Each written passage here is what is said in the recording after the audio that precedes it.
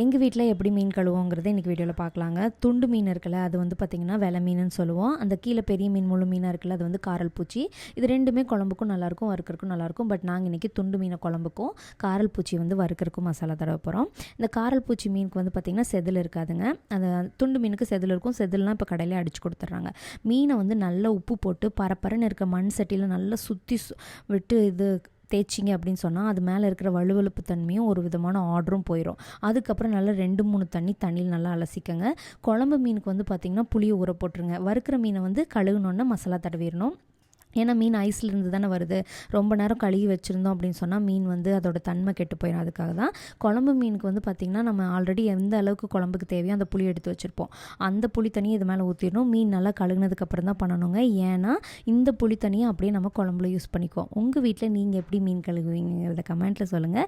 நம்ம சேனலை சப்ஸ்கிரைப் பண்ணி சப்போர்ட் பண்ணுங்கள். தேங்க்யூ ஃபார் வாட்சிங்.